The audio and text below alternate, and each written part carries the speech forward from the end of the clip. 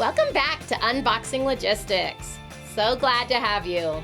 I'm your host, Lori Boyer from EasyPost, and I am really excited today to have the one and only Brandan Gale with us. We are going to be talking to retailers today. So retailers, this show is for you. I'm going to have Brandan introduce himself and give you all the scoop on who he is and why you should care about what he says. So why don't you go ahead and introduce yourself to our audience here? First of all, Lori, thank you so much for the invite and hosting this. I'm excited to do this. I hope I do a good job for your viewers and listeners on this. And I am excited about it. So my name again is Brandan Gale, and I'm the CEO of actually two companies that we may talk about today. One of them is called Retail Shipping Associates, so we'll refer to that as RSA. And the other one is called Package Hub Business Centers, which is a franchise system within our industry. And I've been in the industry for a long, long time, longer than I wish to admit. But when you spend this much time doing this kind of thing, you tend to get really good at it. And I think I'm pretty darn good at it. And that's one of the reasons I'm sitting in the chair I sit in. You are pretty darn good at it. So I am thrilled to have you here. We are going to be talking exactly what you said about RSA today. We're going to be talking to our retailers to kind of get an idea on how you can kind of work together to be more competitive, to be more productive and more profitable. So that's going to be a great topic. But before we do that, we always like to have a couple of fun little segments. So the first one, Brandan, I'm putting you in the hot seat, AI reality check. So we've been having a lot of fun with AI this year. Everyone loves AI. It's great. But sometimes its answers are a little off. And I like to ask the experts. You're an expert in retail. You know more of what's really kind of going on. So I've been asking a question to ChatGPT, seeing what it says, and then getting just my expert's take on it. You know, did you feel like it's accurate? Do you feel like it's not? So are you ready for this? I'm ready, I think. Okay. Now, Awesome. Now to suggest I'm an expert on AI at this point, I think is an overstatement. Hey, you are an expert on the industry, so that's good enough. So, okay, so I asked ChatGPT, what are the easiest ways and the most common ways that small retailers are implementing AI today? So basically, what are people actually doing? What's the easiest way? So it gave me three. So I just want your take on this. It says number one is AI customer service. So things like chatbots, help desk. Number two, AI personalized marketing. So using it for your marketing. And number three, AI for your inventory or your demand forecasting. So that's where it thinks are the easiest ways and the most commonly used ways. Do you agree, disagree? What are your thoughts on that?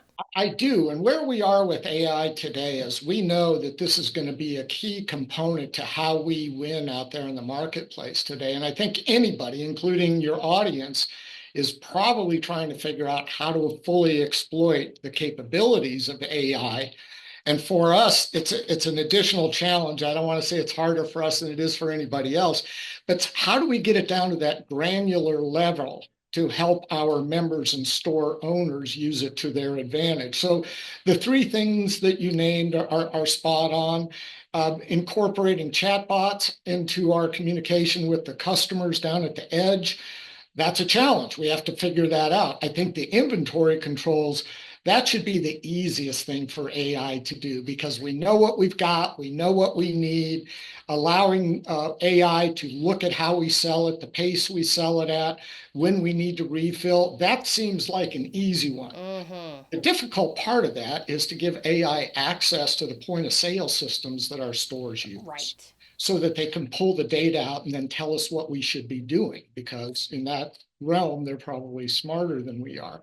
And then the localized marketing. Now, if you're a big organization and you're out there pushing things nationally, we can do that on behalf of our network. But what I'm particularly focused on is on behalf of our members and store owners, how can we show them how to use AI down right at the edge where they need to go out and identify prospects, new customers, drive new traffic, create interest. And it covers all of the different things, their store website, their email, their communication, but then you got to get into the socials. How can the socials be leveraged using AI? So we're deep in the weeds trying to figure that out so we can know what we're talking about and then explain that to our stores in an easy way to understand and implement. That's really what our challenge is. I think it's you are so right on in trying to give that advice because in many ways I think smaller businesses sometimes think like, oh, AI is for huge organizations, but the truth is the smaller you get, the more important it is that you have help to automate things, to hand some things over, because really you do have so many hats that you're playing and that you're wearing, and so I think that AI can be great. We're all figuring it out, but I love that you said that inventory is a great, easy way to start. It really is. Now, how we plan on using it, and the plan, put big brackets around the word, because getting to that point is part of our challenge and burden to overcome. But sometimes optimization, we have some stores that do local delivery in their marketplace. So we can use AI to optimize delivery routes and pickup routes and things like that. That already exists out there. Again, getting it in the hands of a store operator so they can use it effectively.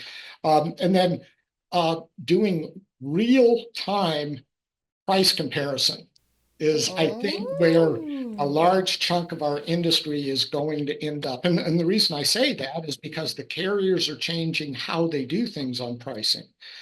They're raising rates, they're changing accessorial fees, they're changing dimensional weight issues that all have an impact on pricing. And this is really important for our stores because they're trading with the customer over the counter and they have to get it right at that moment. They can't go yes. back and fix anything. So getting real-time analytics on what that pricing is, and you get into surge pricing, demand pricing, whatever you want to call it. So using AI to help us make a good decision on behalf of our customers over the retail counter is also a component we think is going to help. Makes But sense. into our automation tools is is a goal. Yeah, exactly. Okay, so what would you give the grade? We're grading ChatGPT. How did it do? Was it an A plus? Was it an A minus? I give it a hard B plus. It's pretty darn Okay. good, and I think we've all been had that little thing with ChatGPT where we put a question in and it comes back and 90% of it pretty good, but then Yeah. there's that 10% where you go, huh? Didn't quite Yes. get it right, but I give it a lot of credit. It's pretty darn useful as a tool. I would encourage everybody to use it. Yeah, I do as well. And it is helpful to have experts be able to take an eye and give us that input who know and say, like, oh, this is a B plus level. We're doing pretty good. So, okay, awesome. Another little thing I'm doing that has been just my favorite thing this season is asking everyone to share somebody that you admire in the industry. It could be that they're currently in the industry. It could be that they used to be, that they were a mentor of yours. Who is somebody that you really admire? You know, I people refer to how many years they've had in a particular industry. I stopped doing that. It's now decades, and there are a lot of decades. And over a long stretch like that, you meet some amazing, inspirational people. And I've been blessed with getting to know some people that are real visionaries. And I could probably name you four or five, but I might even cheat and name two. Okay, Um, let's do it. Let's do it. I love it. One of them is a gentleman named Jimmy Cochran. And Jimmy's a guy that I've been known for about 10 or 15 years now. And he had about 35 years in at the US Postal Service. When he took a retirement from there, he headed up and is now the CEO of for lack of a better term, an industry lobbying and advocacy group called the Package Shippers Association. Differing from what we do, we're down with, small micro business, mom and pop store operators, and Jimmy has to corral all of the big shippers, the UPSs and FedEx and DHL and Easy Post and Amazons and all those guys. And Jimmy's done a remarkable job of running that organization, and he has the ability to, because of his experience with Postal, to have insight on how USPS works, how that works with the private business community, and he crosses that fence all the time. So he's a great communicator. He was a visionary at Postal that really got them away from mail and got it into parcel, which was a big win for a lot of businesses, ours included. So, and he's one thing that I really lean heavily on, somebody that I trust. When they say they're going to do something, they do it. When they say they know something, I rely on that being factual. When Jimmy says I understand stuff, he really does. We've actually had him as a keynote. We put a large trade show for our industry, and we asked him to keynote a few events back. And he really understands our community and he knows how to talk with all groups of people. So he's really been an innovator and somebody that I really admire. Oh, I love that. I love that you said he was such a great communicator, a visionary. He's trustworthy, and he really understands people. I've been kind of doing a little personal project where I'm seeking out high performers and trying to learn from them and characteristics. So that's great to have kind of that list. Who's your second person? A guy named Amin Kefkin. And, and Amin is a guy that recognized the need for digitized postage out in the marketplace. And he created a company that provided that service. And he was there on the bleeding edge. It was when nobody knew what online postage was or how to deliver it to people, how they can leverage it and build their business in part off of that. And you talk about a super bright guy and a visionary. In our industry, just about everybody knows Amin and spectacular guy. And again, people that can talk across fences. He can talk with the technology guys. He can talk on the business side. He can talk on the strategy side. And he really understands it. And he's passionate about our industry. He actually loves what he does. And when you love what you do, you tend to be really good at it. I love that. I just admire people who can speak to everybody at a different level and in a different way that makes sense to them. You know, whether it's a 3 year old or whether it's a super high tech engineer, whether it's you're talking to investors, there is kind of a different language, and that is Really just do. such a It's talent. an entirely different language, and you really have to understand how those groups think, act, and behave. And guys like Jimmy and Amin are really good at that. I love that. Okay, so you're one of those guys I admire too, Brandon. So let's hear a little bit about you. How did you, you know, just yesterday, we won't say you've been in the industry so long, but how did you get into the industry? Tell us a little bit about that background, and then tell us a little bit about kind of what RSA is. Sure. So I think it's a really interesting story. Okay, I'll good. give you the Reader's Digest version of it. My wife and I moved from Detroit, Michigan to Dallas, Texas back in 1980. And I've been a serial entrepreneur. I learned enough about myself at an early age that I performed better when I was responsible for all the decisions, good, bad, or ugly. So I didn't want to keep pushing a chain uphill working for somebody else when I always thought I was the smartest guy in the room, even though that was wrong more often than right. So back in the early 80s, there was this thing that I stumbled across in one of these trade magazines that says, hey, here's a new thing that's going on in California. It's called private mailbox stores. And I thought it was interesting. So I built my first store in Dallas and ran it myself for the first 6 years. Then I built a second location. And of course, in order to be good at this in this industry, you have to listen to what the customer demand is and respond to that. So it wasn't just a one thing business. And it was a constant evolution. You had to be nimble. You had to pay attention to what the market needs are. You had to listen to the consumer and then fill those needs for them and then figure out a way to do that and make money. And I was really good at that. I'm a great listener. When I love to listen to people, I love to hear their stories, and I love to build that one-on-one relationship. And that's what our business is all about. The most successful people love their customers and want to know everything they can know about them to fill their needs. So I was good at that. So I built a second store. Then my third and fourth store were acquisitions. They were businesses in the same industry, but I felt that they were underperforming. And I walked in and said, hey, have you ever thought about selling your store? They said, yes, I bought it. And then one of my customers asked if I would help them do his own store. So I had a licensing program. So fast forward, I kept building and acquiring stores. So I actually operated 18 locations in the DFW market. And then I built another 20 locations under a licensing program. So all in, I've done 38 stores in the industry, and that is an anomaly. And it calls into question my sanity for I sure. was gonna say, how did you have time to do all It, this? it, it was it was a struggle raising four children and Oh, gal. all of those things. But you raise to the challenges. When they're put in front of you, you can either turn your back and become complacent or you can just go for it. So I decided to go for it. So back around 2006, 2007, after doing this for a long time, I thought there's a time for me to transition. And I also always told myself that when things started to get a little bit old for me, Mm. look to do something else, Yep, but it's that still you. entrepreneur spirit of It yours. was, it Hmm. was, and I was really good at running stores, and I had proven that over and over again. But I saw a need in this industry for some type of a trade organization because there are about 11,000 stores in my business space, and some of them are part of franchises. Everybody knows the UPS store franchise. Back in my day, it was the mailboxes, et cetera, and they converted to the UPS store. But aside from that, there were thousands of independent mom and pop operators out there that set up their own business, had a fairly low barrier of entry on cost to stand one up, and just about anybody could do it.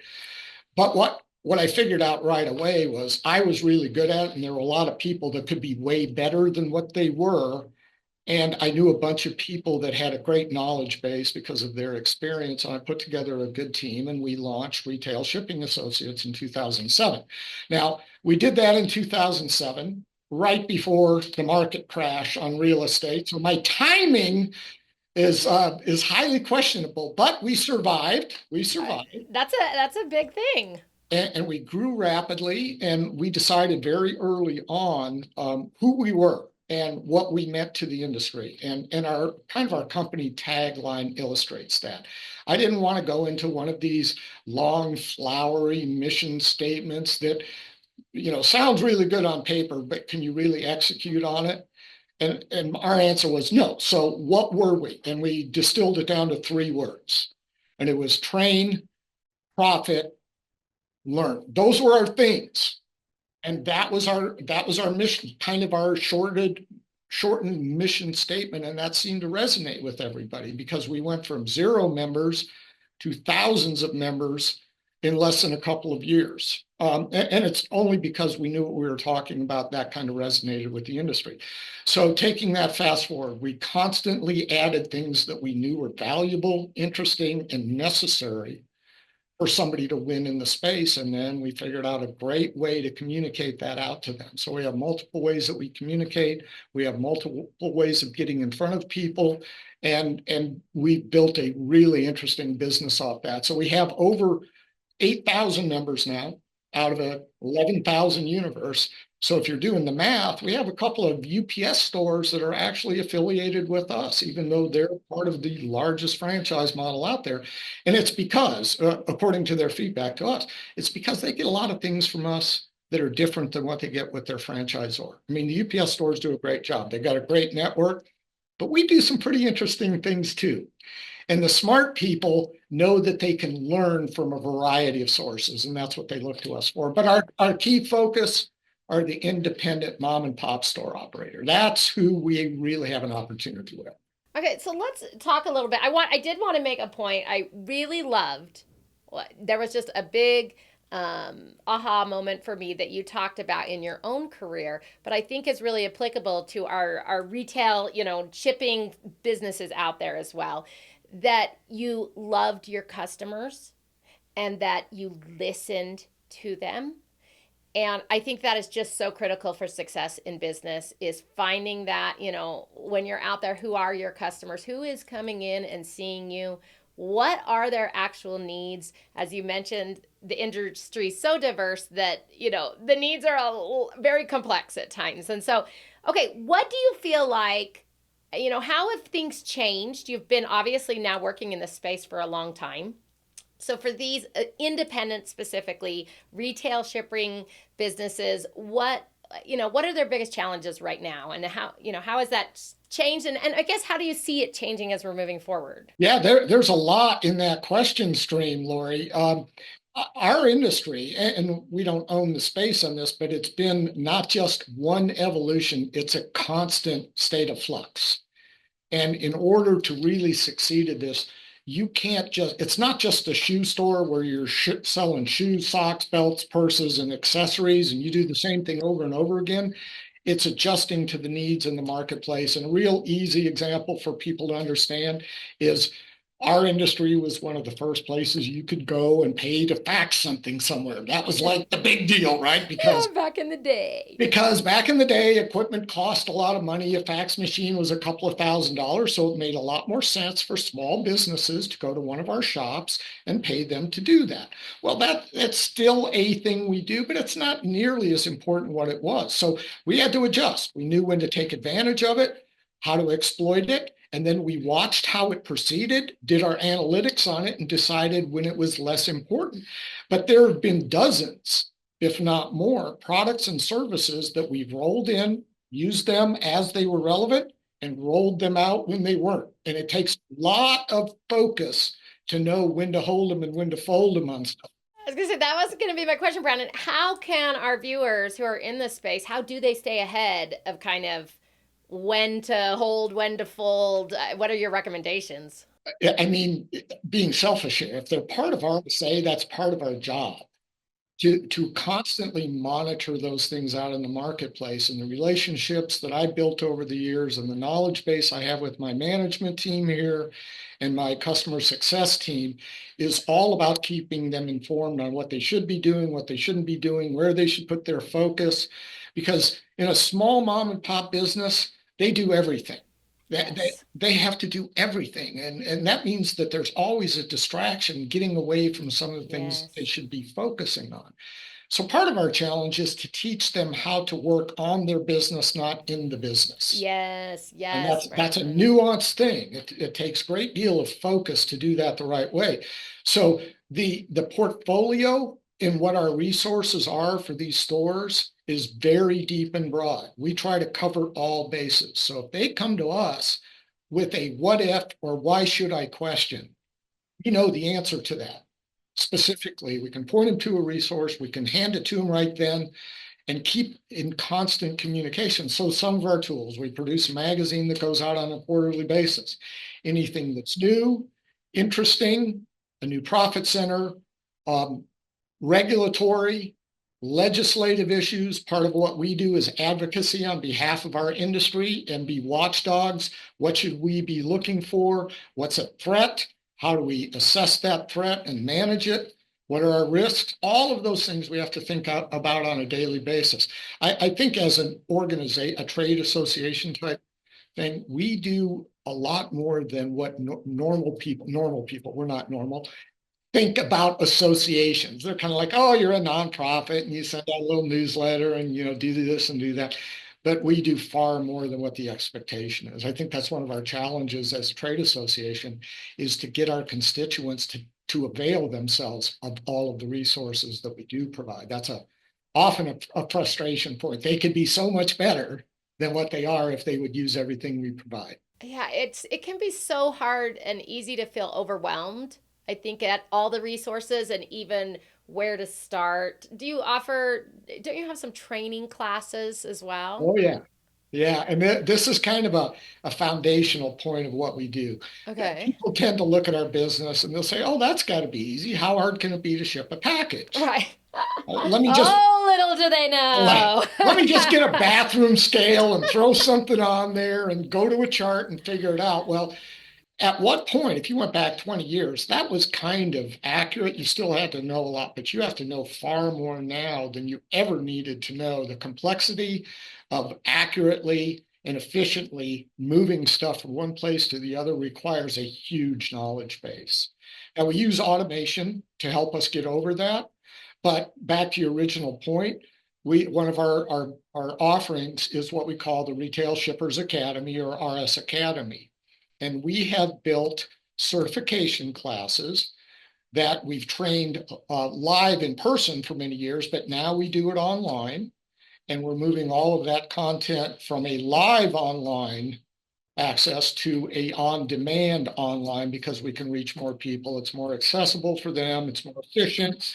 They can get all their staff trained, but our courses are all of the blocking and tackling things that you've got to know these things just as a starting point. And we can see that at some point in the near term where it could be dozens of certification classes. So as you pass those, and it's not just a running through a PowerPoint, they actually test on this. They have to Yes. prove that they've accepted the knowledge, and then they get a certificate. They can put it on the wall behind their counter, brag about it to their customer, but importantly, they can prove that they know what they're talking about and they are true experts. People say they're experts, but they're not. We want to make sure that they have full faith and confidence when they put that out there. I know what I'm talking about. They can I prove love it. that. So our training is a key component. Now, we've done things beyond that. We also have a boot camp owner seminar. It's an 8-hour intensive that we treat. We do that and present that Is that live. an in-person thing or that's That's online? an in-person thing because Okay, it's cool. really an overview on how to make this business successful. The training classes get down into the granular weeds, knowing dimensional weight and where you can ship and when you can ship and how one carrier works versus the other. The boot camp class is just like it sounds like. It's boot camp. Drink through the fire hose. Hear all of the different things you have to think about every day to be really good at that. And I have a training partner with that, Rajan Dorasamy. He's our VP of operations, and he still owns a very successful store. So he can speak to it real time, how he deals with these things, how he approaches these things, and that resonates.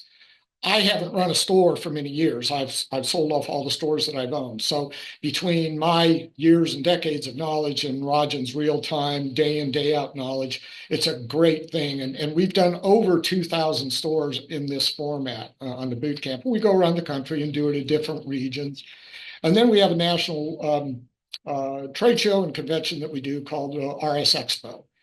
That's just like you would see any other conference convention. It's got breakouts, it's got training, it's got a vendor show, it's got keynote speakers, and it's a great way to network. And it's one of the most valuable things people can do.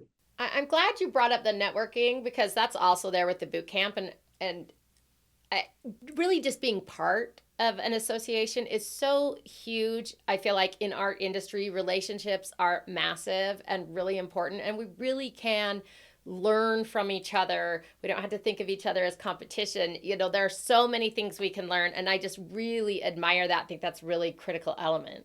Well, you're right 100%. And when we do our surveys post event, we ask that question. What are the most important and valuable elements of attending one of our events? Doesn't matter what it is. And networking with other owners is always in the top 5. And they explain when we give them a format to do that, they say being able to discuss my day in, day out business challenges with somebody that empathizes. They really do know what I go through. That's invaluable in learning how to navigate the minefield of running a small business.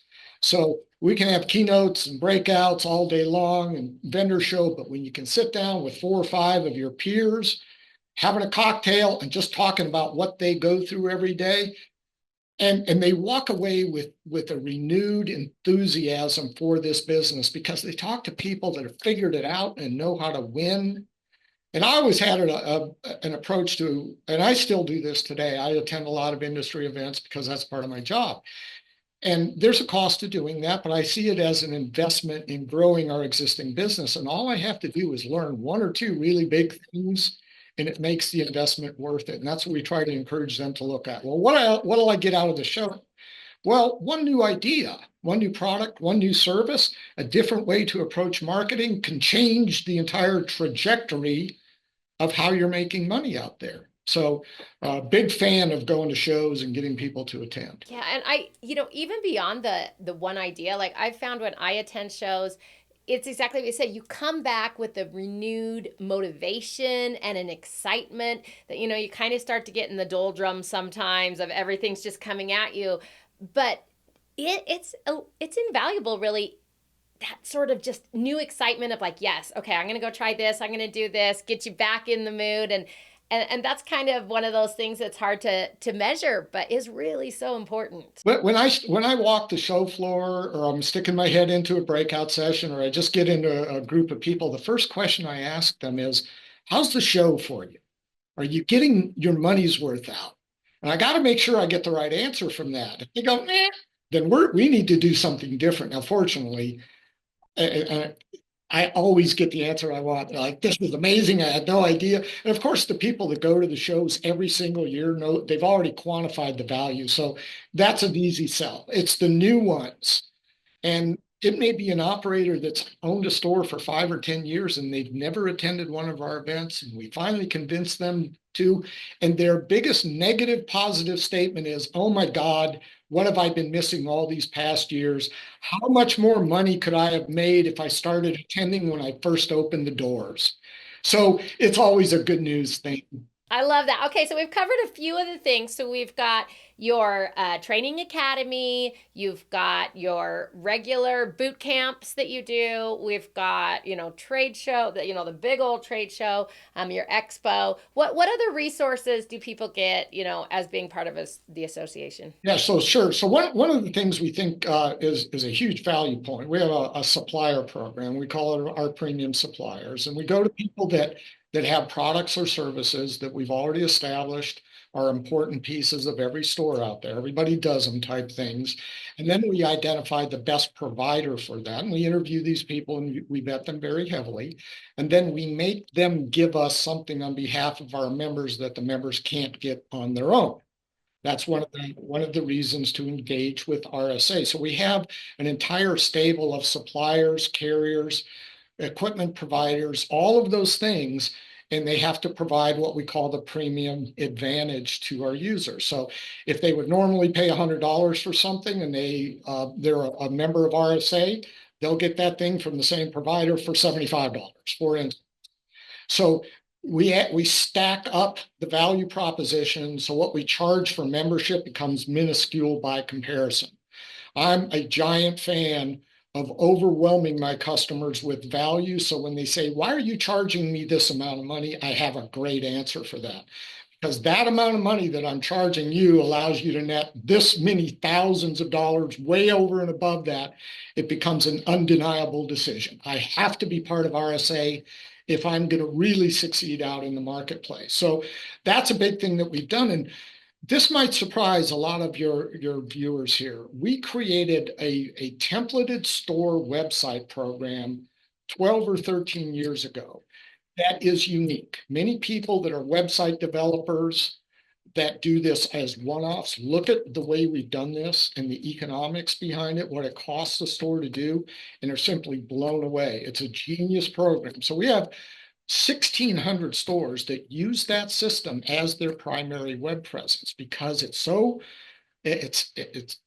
very well optimized, number one, and it allows them to offer all of the different products and services they use at a very high level, and the cost is nominal. So that's one of the things that only an RS store can get from us.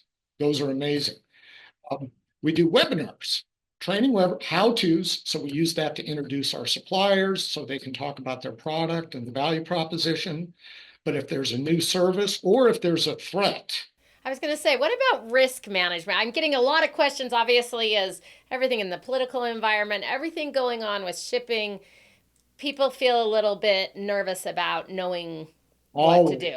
always. So part of my job is to be on the lookout and understand what those risks are and what we can and should do about those things. And then we have to communicate that out to the store. So as you can imagine, we have a very robust digital communication network out there. When they get something from us, they know it's important.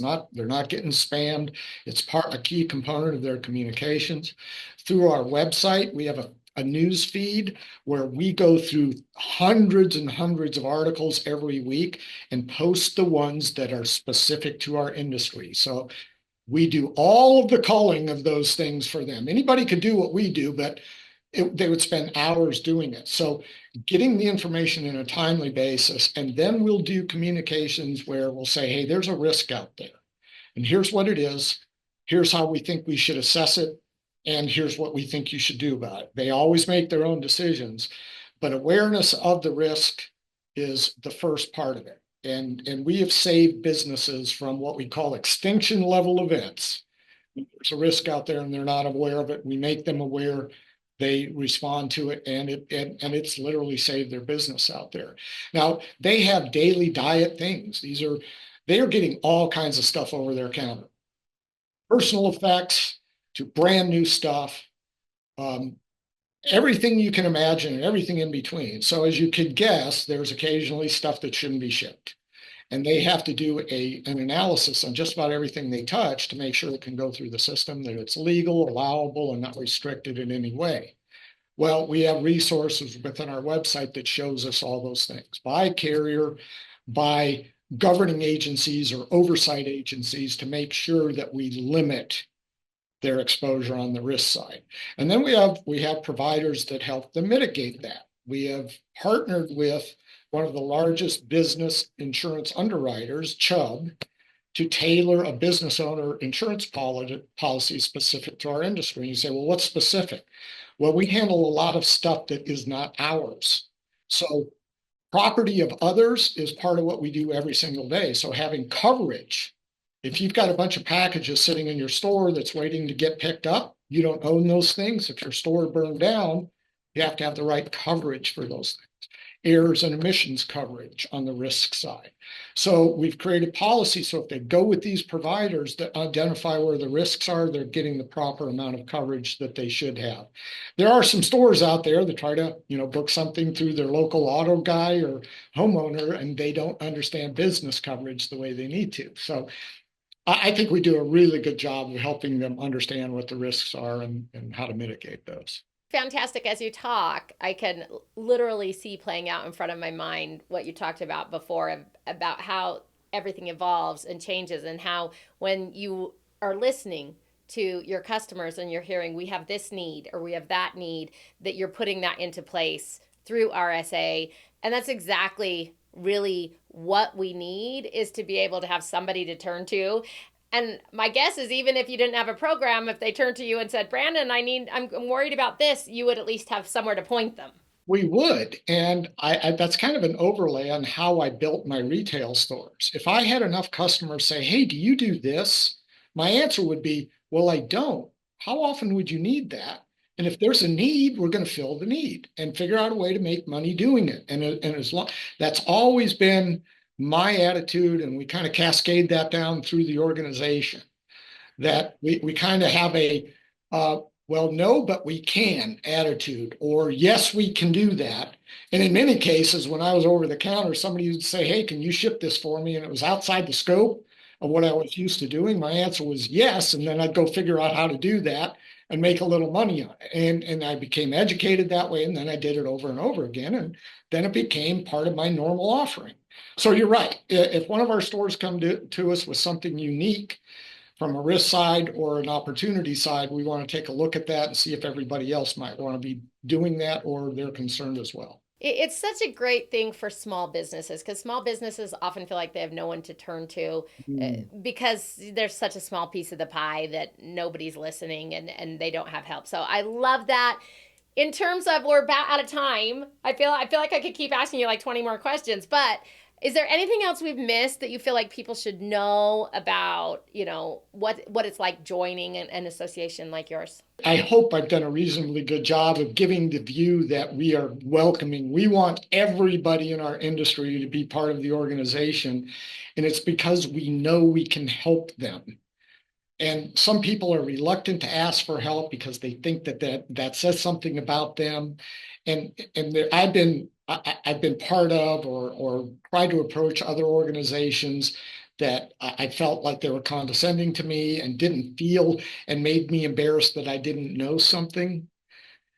So we want people that are thinking about affiliating with us. Give us a chance to show you how good we are. And I think we'll blow your mind. So, Brandon, if people do want to learn more, if they want to find out about joining your association, or if they just want to connect with you, follow you, how can they do that? So to join the organization, it's fairly simple. If they go to rscentral.org, not .com, it's .org. And that's the best way to learn a little bit about us. And we have two different ways they can engage with us. We have two different layers of membership. One is called a basic member, where it allows you access to every area of our website. So you can see what we do, how we do it. But we want them to convert to what we call a premium member. We have premium suppliers. We also have premium members, and that's a paid service. Basic member doesn't cost you anything to see if we're interesting. If you think we're interesting, then we want you to engage with one of our success experts via phone or email so they can actually walk you through the benefits and how we can help you make more money, add value to what you do for your customer, and get fully engaged with us. That's the best way to learn who we are and what we can do for you. If you want to follow me, best way to do it is on my LinkedIn. Just go look me up on LinkedIn. And if it makes sense to engage with me directly, I'm happy to do that. I love talking to people about what we do, what they need, and if we can help them. Yeah, I love it. Thank you so much for sharing this. I know that there are a lot of people out there who aren't even aware that these associations exist. Please, please, there are ways. It's not just about Brandon making money, it's about everybody helping each other and being able to make everybody successful and more profitable in the end. So you are doing incredible work. I admire it so much. So thank you so much for sharing. Thanks for inviting me. I hope it's helpful and useful and interesting and all of those important. It's been fantastic. And for everyone else, we will see you next time. My pleasure. See you.